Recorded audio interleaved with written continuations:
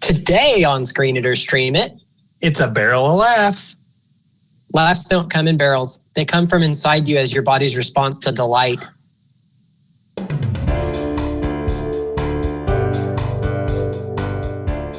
All right. Yeah, whether your laughs come in barrels or a chortle from within, that's what we're talking about today because, man, this quarantine business, and it's loosening up, and we're glad, but you still have to do all this being safe and wearing masks, and really there's just a lot of worry, so we thought it's time for comedies. Well, we were trying to go through feel-good movies, and especially in this quarantine time, and if there is a feel-good category, it's got to be comedies, and that made it really hard to narrow down. So you'll have to forgive me here. I kind of broke them into categories, and I have my top 5 categories with some recommendations in there. And okay. For number 5, I'm going to start off with what I call the classics. These are the black and white, just these great old movies. The Three Stooges, like I love the Three Stooges. Anything with them is wonderful. But they did predominantly make shorts and not feature films. They did a few feature films, but they're not as good as the shorts. Laurel and Hardy, Abbott and Costello, any of those groups, just really, really funny and made back in a day where everything is kind of gentler and more heartwarming. You've got the Marx Brothers. Some of their stuff is hilarious. I particularly like Duck Soup. But I'm going to go even further back than that and go to silent films. And of course, you got, Charlie Chaplin with a thing like Modern Times is probably his most famous role. But even better than Charlie Chaplin, I like Buster Keaton. And I like Buster Keaton especially in The General. And that's going to be my recommendation, my number 5. It's just this wonderful story of a Civil War train engineer. His train gets stolen by spies, and he's got to try to get the train back, and his lost love is on here. And both Chaplin and Buster Keaton, but especially Buster Keaton, I think The General was like 1926, like these unbelievable physical comedy, the unbelievable pratfalls and things they did before, not only before special effects and computer graphics, but kind of before safety. And it really is amazing to see how far he puts himself into danger. But there is just some kind of warmth and happiness to the whole thing, and the way he goes about trying to solve problems and get the train back. It just, I don't know, gives me the warm and fuzzies. Yeah, that's probably my favorite silent movie of all time. I had seen it in the history of cinema, fittingly enough, in college, and it's just really fun. So I will add to that, and this wasn't even on my list, but then I thought of it when you started talking about the black and white greats. My number 5, I'm going to put up Some Like It Hot, which is Jack Lemmon, Tony Curtis, and Marilyn Monroe. And some people have declared it the best comedy of all time. I'm hesitant to ever put something out as objectively the anything because, well, let's face it, this is all subjective. It depends on what you like. Anyway, Some Like It Hot is the story of 2 down-and-out musicians, and they very unintentionally witness a mob hit. And mind you, this is like from the 50s, so it's very tame, but they witness this mob hit, and so then they are noticed leaving the scene by the mob, so now the mob's hunting them, and they have to get out of town quick. So they find this train with a bunch of musicians going to Florida, and they figure that's a great way to, get far, far away from the mob. Well, unfortunately for them, it's a train of ladies. It's a women's symphony. So what can one do except dress in drag and pretend to be a lady for the rest of the movie? And of course, shenanigans ensue when both of the guys fall for Marilyn Monroe's character. I don't remember her name. And it's just one of those situations. They're very much fish out of water, and they're trying to get the girl, but they're pretending to be girls. And so it's just a lot of good, just silliness ensues from that. And of course, the mob figures out where they went and is hunting them the entire time. So it's just fun from beginning to end. So for my 4th pick, I went down the screwball, the zany, the silly, and kind of group those movies together. Things like Monty Python and the Quest for the Holy Grail, which is a must-see for anyone. Caddyshack, if you haven't seen Caddyshack, I mean, just a brilliant conglomeration of some of the greatest comedic actors of all time. Things like Up in Smoke with Cheech and Chong and the like stoner humor that started it all. Top Secret, which is a spy movie with Val Kilmer, and it's just unbelievably silly and over the top and ridiculous for the sake of ridiculousness, but it's also wonderful at the same time. UHF, Weird Al Yankovic doing. Actually, I really enjoyed the story too. It's Weird Al Yankovic and Michael Richards, and he has a TV station, and it basically gets left to him by his uncle, and it's worthless, and he brings it up for nothing and has to fight, corporations trying to knock him down, and all that's great. But again, just for the best screwball, silly, zany, stupid outright has to be my number 4 pick, which is Dumb and Dumber. There is no more wonderful, just dumb movie. And again, it's Jim Carrey, and Jeff Daniels just doing silly and stupid stuff throughout, but there's such masters at the comedic timing and their facial expressions. And I mean, it's a silly story of them trying to go to Aspen on a basically no budget to return a briefcase to a woman that Jim Carrey has fallen in love with that he met for 15 seconds. But it's just, first of all, you get that road trippy type thing where they're traveling and everything is going wrong. But also you get these just unbelievably stupid characters who do all this wonderful, great, zany stuff. And I can't help but smile. It's one of those I watched over and over and over again, and it makes me happy every single time I see it.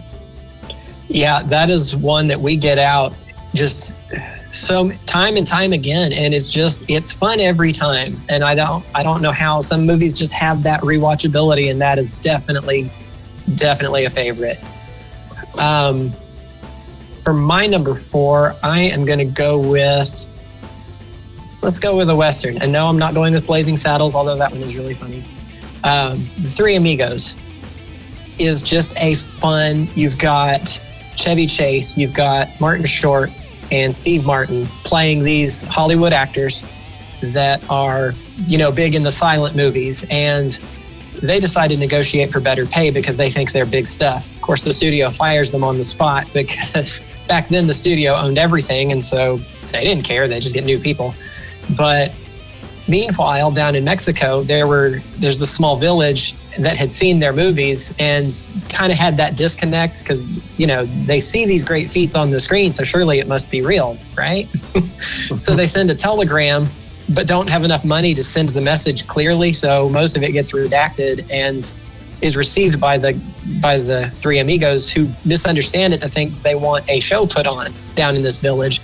Well, the village is actually being harassed by bandits, and they want the Amigos to come down and rescue them. Very much a Seven Samurai was what came to mind. The Magnificent Seven, but wrong situation, and so comedy ensues. I never once watched Three Amigos. Seven Samurai. That's.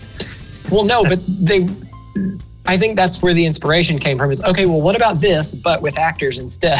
And so it's all kind of sideways, but it's hilarity ensues. And of course, because it's a comedy, they end up having to save the day. So it's just fun watching those shenanigans unfold. Well, and again, an amazing cast to Steve Martin, Martin Short, Chevy Chase. Mm-hmm. Some of the greatest lines from any movie, and I think that's kind of a hallmark of a good movie or good comedy, especially, is when you just want to repeat the lines over and over and over again. But plethora. That's one of my all-time favorites. I've watched that an absolute ton, and it was actually going to be in one on my list here in a second. So for my number 3, I have the spoof movies, or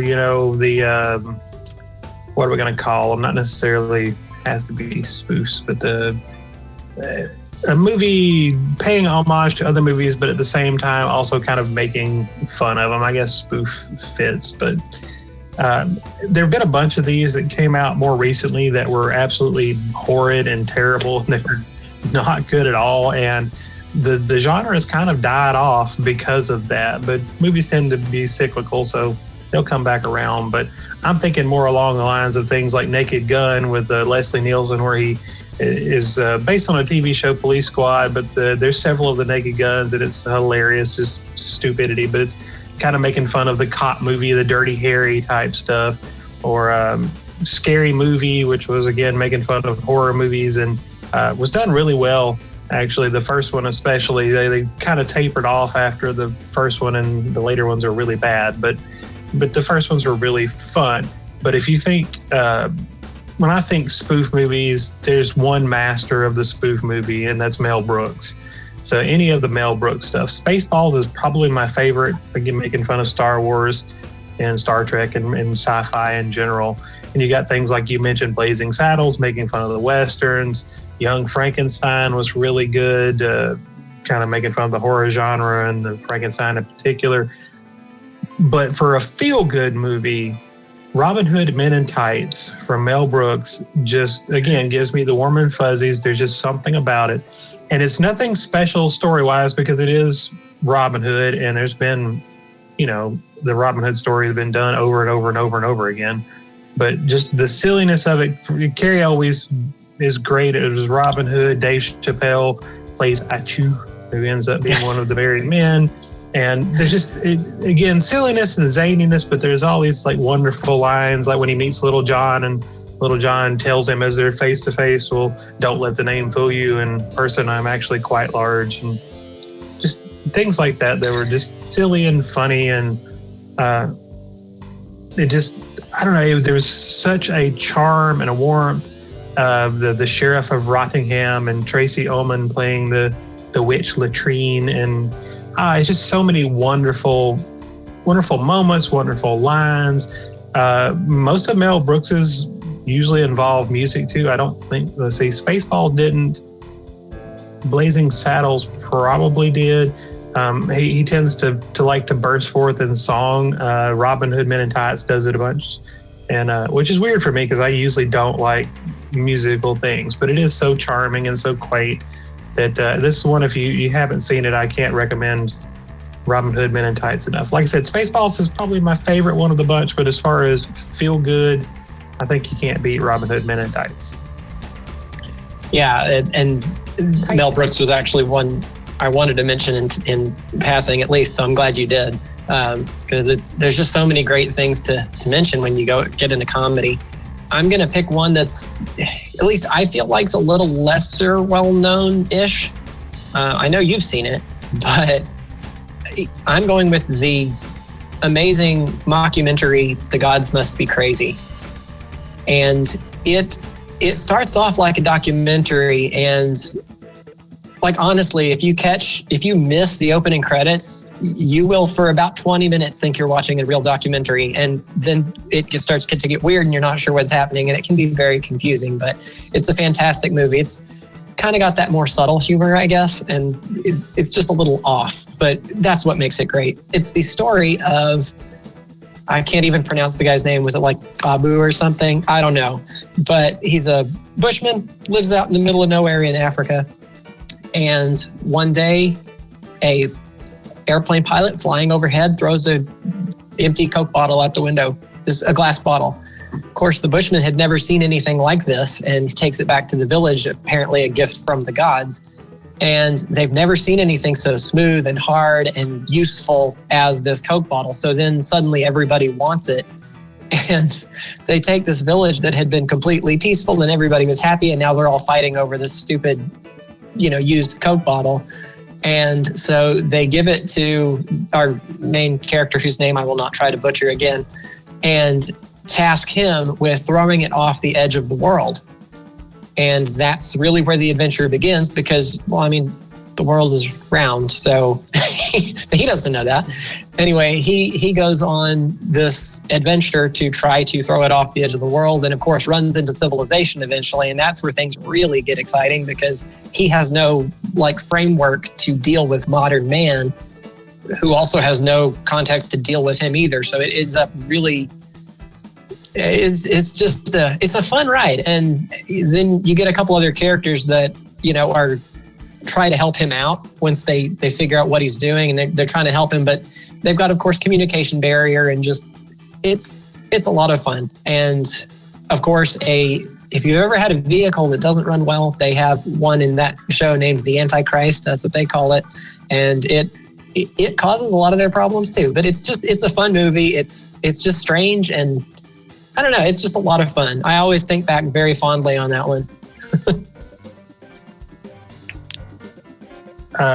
For my number 2, I had a hard time picking a name for this one because it's just a group of dudes. But in being quarantined, stuck in the house, and haven't seen anybody in person in a month, you know, friends hanging out, friends doing their thing, working together, having a good time, whatever, really, really hits home. So my number 2 set of films are going to be these like big ensembles where they're doing stuff together with their friends. And these are movies, and let's see if I can do this. Look, I got my Lambda shirt on. So movies like Revenge of the Nerds, which that comes from, which is probably, for a long time, I would have definitely said my favorite movie of all time. There's been some other ones that have been really good since then, but still at the top, because it's about a group of nerds that are friends, and they're trying to help each other out, and they're in college, and they're getting bullied by the athletes. And it was made way back when nerds aren't what they are today. You know, there was basically treated like a subclass of humanity, and I love the fact that there was a movie with them standing up for themselves and stuff, and it makes me happy. But it's definitely, there's some very low points in this movie where they're getting beaten up and downtrodden, and so it doesn't quite hit my top of this category for feel good. But other things like Animal House, which is also a college movie about a bunch of guys, but not necessarily nerds, is iconic and classic and should be seen. City Slickers, with a group of friends out on the cattle drive and all the stuff going wrong. Wayne's World, with Wayne and Garth and them just hanging out doing their thing. And if you want people hanging out doing their thing, Clerks is amazing and really good. Super Troopers, which could have fit into the screwball category, but Three Amigos, this was going to be in my chunk here for Three Amigos because you had the 3 actors who were still trying to keep things together. Ghostbusters, while they may have been work associates at the first, they really kind of become friends and a family, and it's just a great movie together. But my number 2 and my pick for this category is going to be Bill and Ted's Excellent Adventure. This movie, without a doubt, just puts a smile on my face and makes me happy. It's Keanu Reeves plays Ted. Bill is played by Alex Winter. You've got George Carlin plays a big role as Rufus. He's kind of their like spirit guide through the whole thing. And in this movie, they are 2 kids that are and they're like teenagers when this movie was made. It's been a while, but they're 2 kids. They are supposed to, in the future, going to create a band whose music unites the world and brings world peace, except in the current time, which in this time was the 1980s, they're getting split up because Ted's dad is going to send him to military school because he's going to fail out of high school. And so they send George Carlin from the future to the past to help them write their history report. And he gives them a time machine that looks like a phone booth. And they travel through, they go meet Socrates, they go meet Billy the Kid and Lincoln and Sigmund Freud and Beethoven and Joan of Arc and Genghis Khan. And you get this adventure movie with them traveling. You get this wonderful, exciting adventure, but also they're kind of stupid and they're okay with that. You know, they're kind of the male version of Valley Girls, I guess would be the way to put it. And it's just so much fun. And this is one of those where you have to have a conflict in a movie to really be a movie. But even the conflict is just them trying to get this report done. So it's just smiles all the way through. I love the soundtrack. Of course, I'm an 80s kid and the 80s music. The soundtrack is wonderful. And it's just happy all the way through. And you're smiling the entire time. Even when stuff goes wrong, it's still fun. And it just, as far as feel-good movie, just makes me so happy. All right. Well, I was going to mention Yeah, that is a great one. City Slickers was going to be my number one, but since you've already mentioned it, I'm going to just pretty much leave that there. I will mention in passing, though, that it's kind of the story of a guy or several guys having like the midlife crisis, and they go on a cattle drive and find their smiles again. And it is just fantastic. It's funny and also has that heartwarming bit that it gives you, that little extra. So it's a really great movie. My number two, we're on number two, right? I am going to go with Attack of the Killer Tomatoes, which is... It's a horror movie, when you've heard that there are movies that are so stupid and so bad that you just have to watch them and they're amazing, this is like the first one I think of. Well, this and Evil Dead. But this one's funnier because this is all just silly, weird, comedic stuff the entire time. And it is literally about an invasion of killer tomatoes killing people, and hilariously so. And it's just so many silly things that happen. I wouldn't even know where to begin, and we don't have time to get deep into it. But it's a fantastic movie with also one of the worst title songs I've ever heard. Well, not the title song, but the like end theme song is just so bad. Anyway, Attack of the Killer Tomatoes. Don't miss it. It's funny. You will regret it, but then you'll be glad you went ahead and did it. My number one category is I'm going to call it the 80s and 90s masterclass. This is movies that, again, that's my youth was in the 80s and the 90s, so that's where my nostalgia lies, and that could be part of it. But movies like Coming to America, which is a wonderful movie starring Eddie Murphy, Dirty Rotten Scoundrels with Steve Martin, basically two guys who are con artists trying to trick a woman out of her money, but it's really smart and really intelligent at the same time. Ferris Bueller's Day Off, just a really happy movie. Trading Places, Eddie Murphy, Dan Aykroyd, the rich man, poor man, they swap them to see how they would live out. The Great Outdoors, Dan Aykroyd again, and John Candy. If you've never seen this, you will laugh till you cry. It is so silly. Planes, Trains, and Automobiles, Steve Martin and John Candy again.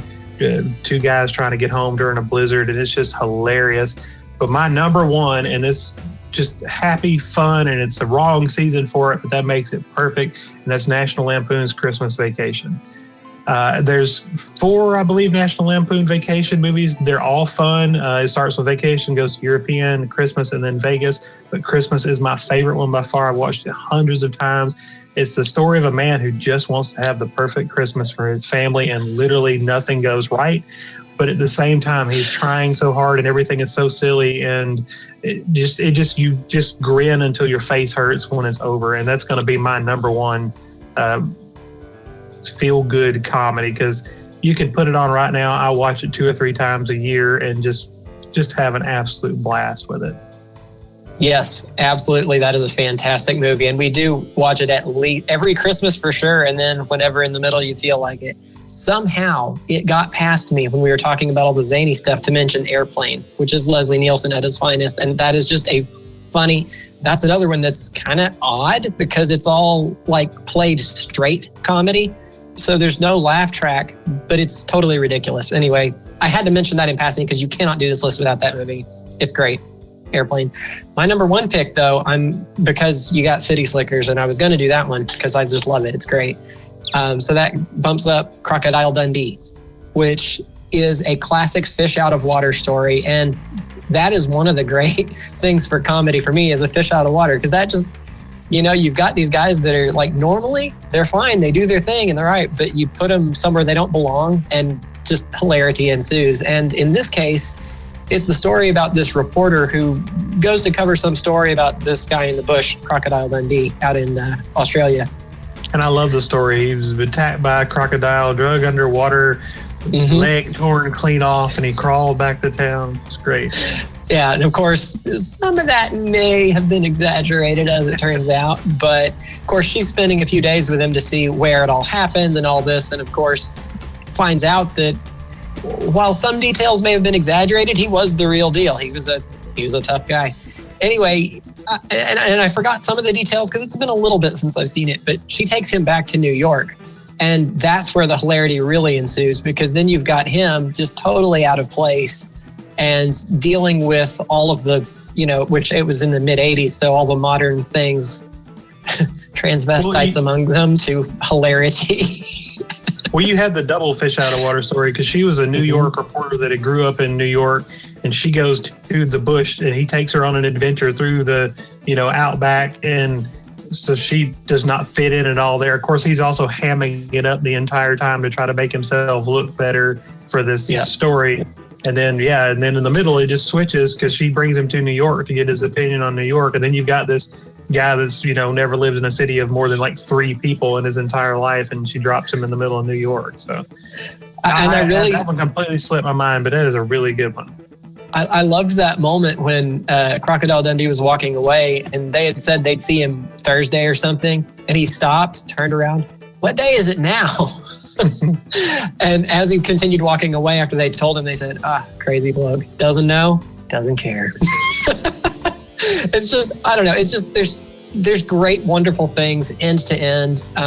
So many wonderful moments and quotes too. That's not a knife. But I'm afraid that is all our time. Thank you so much for watching Screen It or Stream It. And remember, don't take your kids to the movies on Tuesday nights because that's when we used to go.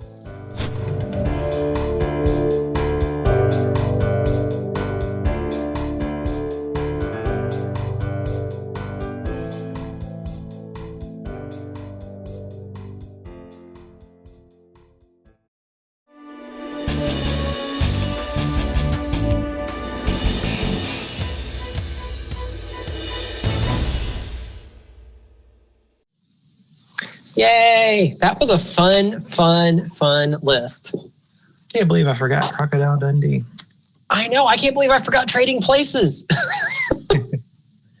Well, there was another one I thought of while I was going down the list too, and I can't remember what it was now, but it was... I did intentionally leave off Galaxy Quest. I had been going to mention that one, but then I thought, we're going to do sci-fis at some point, hopefully, and I'll mention it there. Well, like I said, there were some that were really good, but they didn't necessarily feel like they fit into a category. Yeah, feel good, kind of happy to me. Let's see, what did I not get to? Oh, Adventures in Babysitting. I didn't mention that one. I never liked that one. Well, it's got the going on an adventure thing, and it is a little off, but lesser than the others. I watched it too young, and I didn't understand most of probably what was the comedy in it.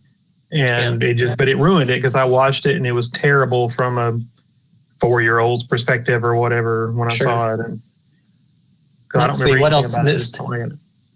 Oh, of course, other Jim Carrey movies. I didn't mention those because Dumb and Dumber really was like, if I had to pick one, that would every time. The Mask, Ace Ventura.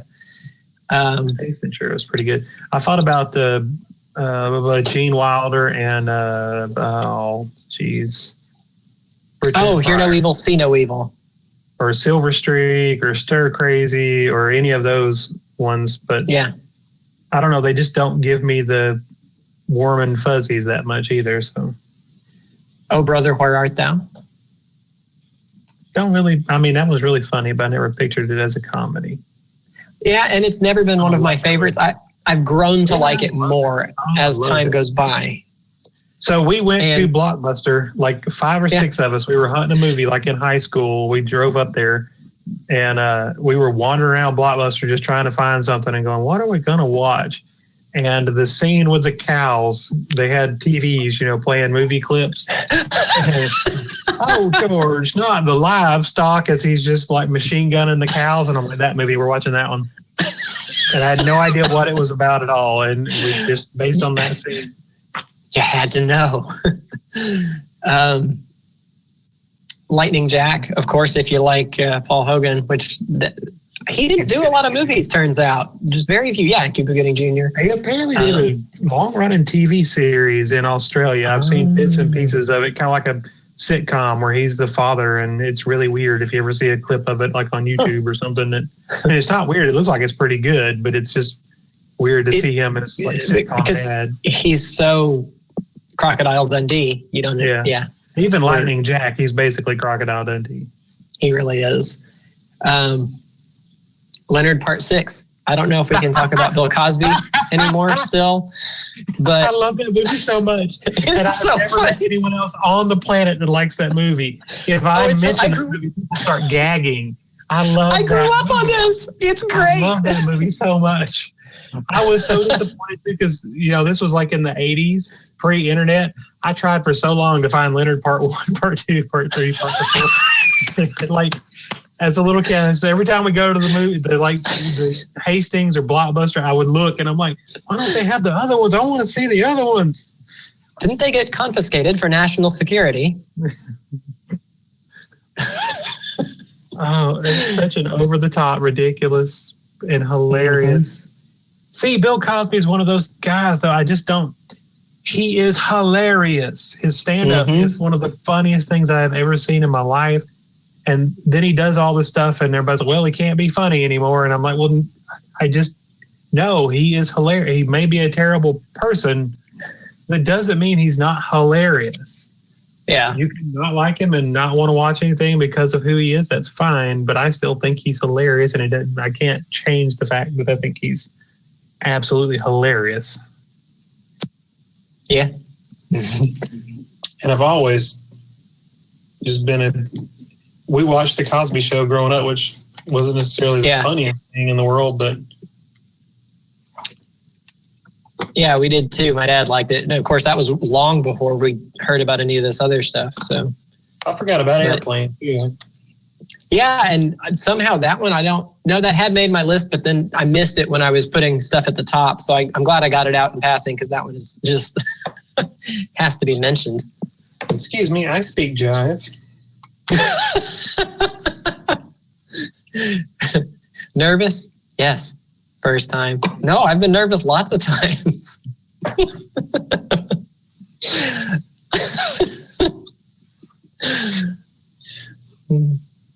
And I don't know. I was thinking about the spoofs and the fact that they don't make them anymore. Not another movie. Oh, yeah, those were terrible. Those are the ones that killed spoofs. Well, I actually enjoyed the Not Another Teen movie, which was the first Not Another movie. Yeah.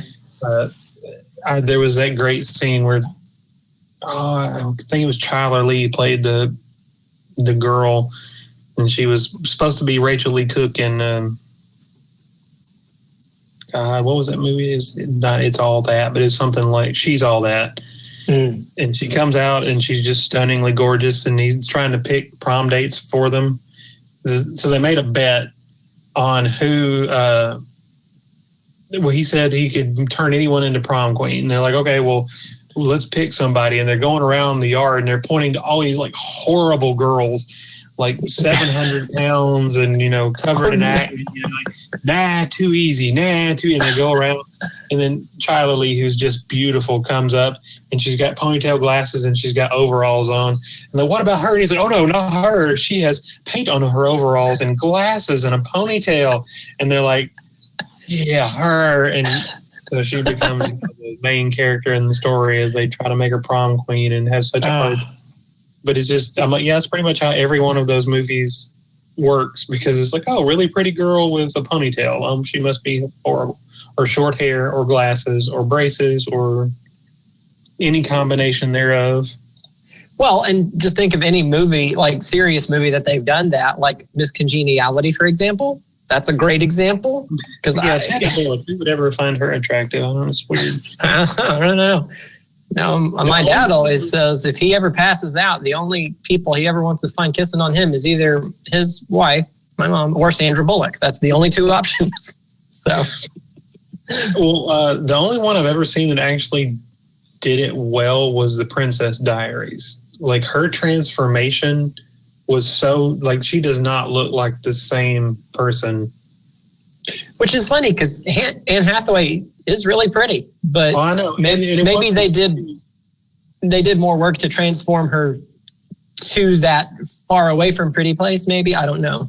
Well, and I don't know if they put prosthetics on her. I don't know what the deal was, but that was the most radical. Because most of the time, like take your hair down and now she's really pretty, and it's like glasses off, shake the hair. No sense whatsoever. No, it's ridiculous. But anyway, thanks for coming. I appreciate it. Catch you next time. All righty.